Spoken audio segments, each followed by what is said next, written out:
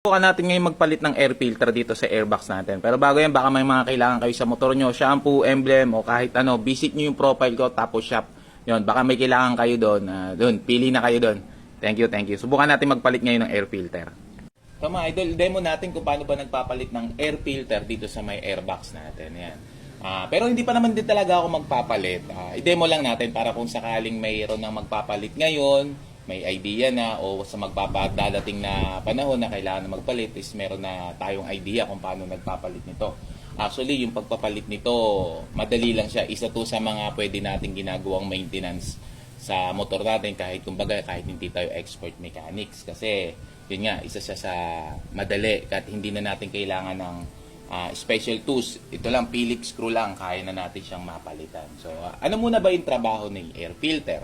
So, si air filter, yun nga, tungkol dun sa pangalan pa lang niya. So, pinifilter niya yung hangin na kailangan ng makina bago pumasok dun sa makina. So, dito yung intake niya, pumapasok siya dito, pipilter niya, tapos bago pumasok sa makina. So, pero bakit kailangan na, kumbaga, ma-maintain natin na nasa, pwede pa yung air filter natin o malinis pa?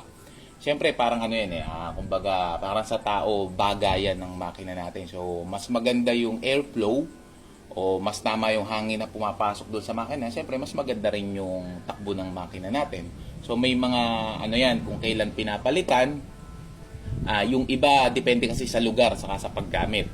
Yung iba, nagpapalit yan, 10 kilometer. Minsan pa nga, iba, umaabot ng 15 to 20. Pero yung iba, kung masyadong maalikabok yung dinadaanan, laging ginagamit, minsan mga nasa 5 lang, nagpapalit na sila ng air filter nila.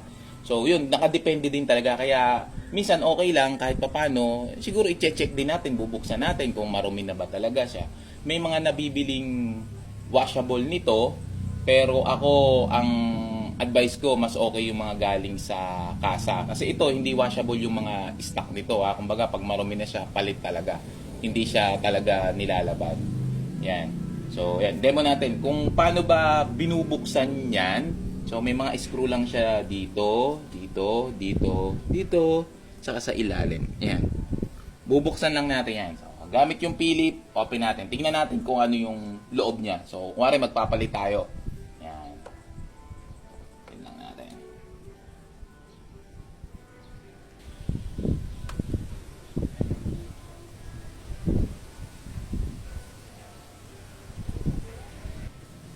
So, ayan, tanggal na lahat ng tornilyo. So, pag tanggal na lahat ng tornilyo, so, i-open mo lang na ganyan yan. Yan. Tapos, makita, actually, sumama yung mismong air filter niya. Ito mismo yung air filter. Yan. Kita nyo, malinis ba? So, pag bibili kayo ng air filter, ito talaga yung makikita nyo. Ito talaga yung nabibili. Isang buong ganito.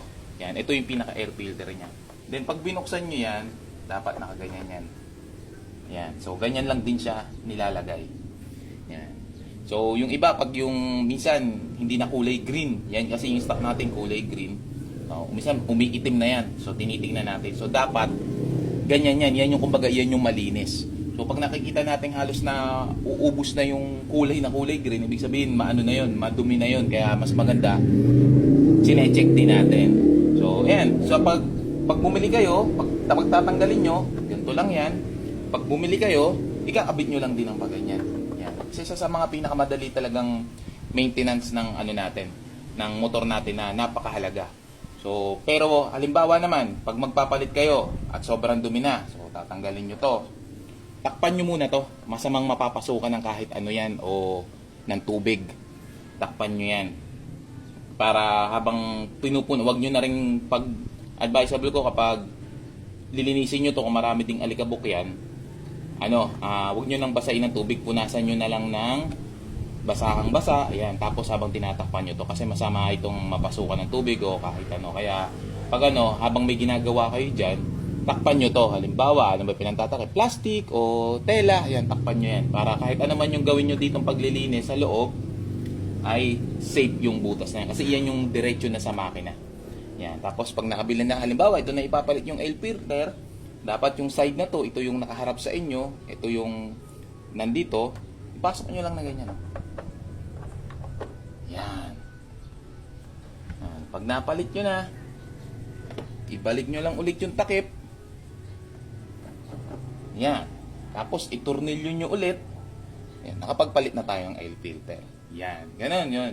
Sana nagkaroon kayo ng idea. Ganun lang natin mini-maintenance yung pinaka-airbox natin at kung paano magpalit ng air filter. Yan. Kung magpapalit kayo ng air filter, dapat bibili kayo sa mga trusted na shop nyo or sa mismong kasa para genuine talaga yung makuha nyo. Yan. Sana nakatulong mga idol. Thank you, thank you.